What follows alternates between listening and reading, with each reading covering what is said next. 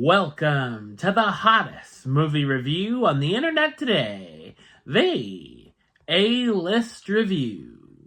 I'm your host, the Game Changer, Wes Troop. And it's that time of year again where I count down my favorite films of the year. And I've seen over 100 films for the year 2024. I came up with, of course, my top 10 and, of course, some honorable mentions. And remember, these are my favorites, my picks. So if you don't like it, bug off. Now, that being said, let's get on with the list. Let's go. All right, here are the honorable mentions, and in no particular order. Wicked, I'm Still Here, A Complete Unknown, My Old Ass, Furiosa, Civil War, Sing Sing, which is considered a 2023 film, but it's my list, so whatevs, Memoir of a Snail, The Wild Robot, and I had to do it, Baby Metal, Legend 43, the movie. All right, now on to the top 10, and I have full reviews of each of these films on my channel, so check them out if you haven't. Coming in at number 10, Kinds of Kindness. Director Yorgos Lanthimos and my favorite actress Emma Stone make it on the list 2 years in a row with this outrageous, absurdist black comedy anthology film. It's a triptych fable with 3 distinct but vaguely connected stories, the first being my personal favorite. Jesse Plemons, Willem Dafoe, Margaret Qualley, and Hong Chow add great performances as different characters to all of this madness as well. It's full of surprising and strange moments and certainly kept me invested, never quite knowing what would happen next. It also makes us question what's real at times and could make you feel uncomfortable. As a lover of odd art house movies, this was right up my alley. Coming in at number 9, Conclave. This was a fantastic watch, seeing what happens when a pope passes away and they have to choose a new one with a voting system, and it makes it simple enough for audiences to understand.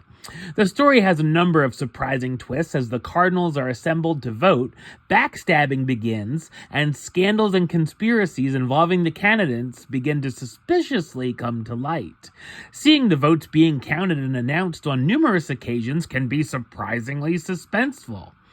It's much more entertaining than I expected it to be, and it made me chuckle and laugh out loud at times. Fantastic performances from Ray Fiennes and Stanley Tucci caps it off as a captivating experience. Coming in at number 8, Love Lies Bleeding. One of the best crime thrillers I've seen in years as things start to get crazy quickly, and it kept me on the edge of my seat through the runtime. There's a lot of tense and suspenseful moments, and it can get bloody and gory, with some aspects that could be considered disturbing to some. It also takes some risks with some surreal elements, which I enjoyed, and makes for a very memorable final act. It's surprisingly romantic, seeing what lengths the two lovers, Lou and Jackie, are willing to go for each other, and they're easy to root for, even if we shouldn't be, considering the trouble that they're getting into, with great chemistry from Kristen Stewart and Katie O'Brien. Coming in at number 7, The Brutalist, the outstanding and ambitious period drama. The film has a lot to unpack, from themes of capitalism, artistic creation, immigration, and religion, all the way to drug addiction. It also covers the idea of the American dream from our main character, Laszlo's eyes, that at times can turn into a nightmare. The story covers decades of the lives of characters. The highlight for me is the relationship between Laszlo, the Holocaust survivor, and the architect, and Harrison Van Buren, the billionaire who hires him and gives him creative control for the big projects he wants done. There's some unexpected twists and turns with some wild, interesting, and bold choices. Also, a special shout out for there being an intermission for its brutal runtime of 3.5 hours. Coming in at number 6, Deadpool and Wolverine. The only MCU film of the year is one of the best in recent memory, bringing us a spectacularly fun team-up. It's a lesson into how to actually do fan service and serve things up audiences actually want to see. A big one is seeing Hugh Jackman in the comic-accurate Wolverine suit, which is amazing. It's more of a team-up film than a sequel, but the two are a perfect pairing, having wonderful back and forths and banter. The fight sequences are spectacular, with the two battling each other and then teaming up to take on their latest adversaries.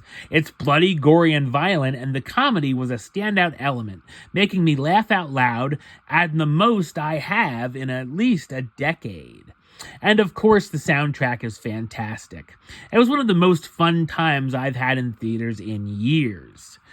Coming in at number 5, Look Back, a wonderful animated film with a 58-minute runtime, which is impressive that it can do more in that time than most can do in 2 hours. It's a masterclass in storytelling, bringing these two girls and artists together who are polar opposites, and they end up bonding over creating manga, becoming co-workers and best friends.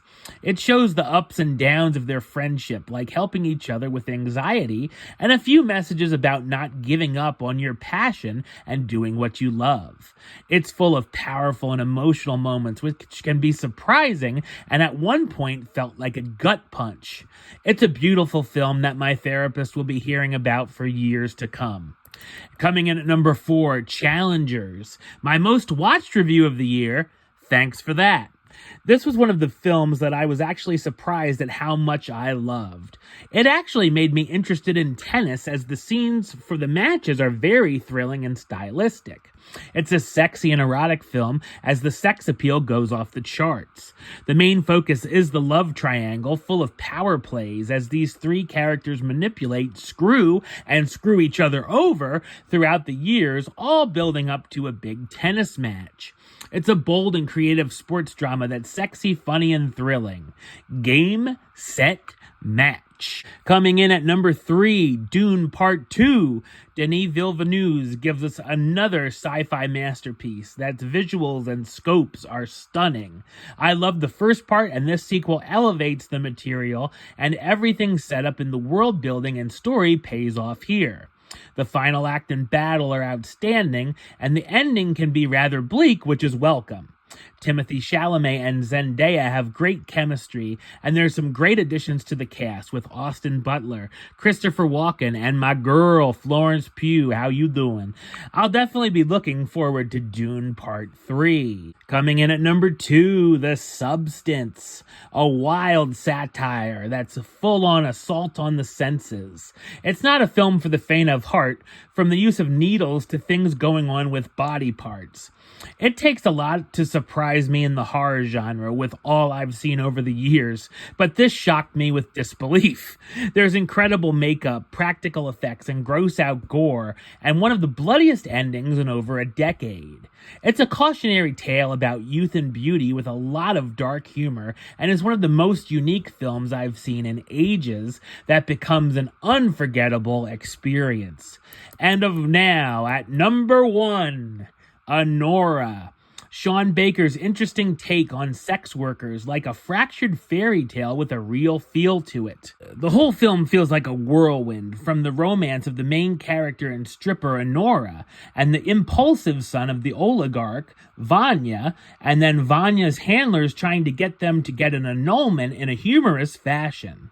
There's a lot of funny, laugh-out-loud moments throughout, and it can be very chaotic and stressful. I loved the character of Anora and felt for her throughout the film, even with a vocabulary that could make Martin Scorsese blush. Mikey Madison is fantastic and energetic here, and I look forward to see what her and Sean Baker have up their sleeves for the future. All right, well, that's the show. I'll be back with another review very soon. But until then, don't forget to like, comment, and subscribe right here on YouTube. YouTube.com/WestsideOf515. Like the show on Facebook, Facebook.com/WestTroupeAlist. And of course, you can follow me on the Instagram and Letterboxd at WesAlist. Until next time, Troop out.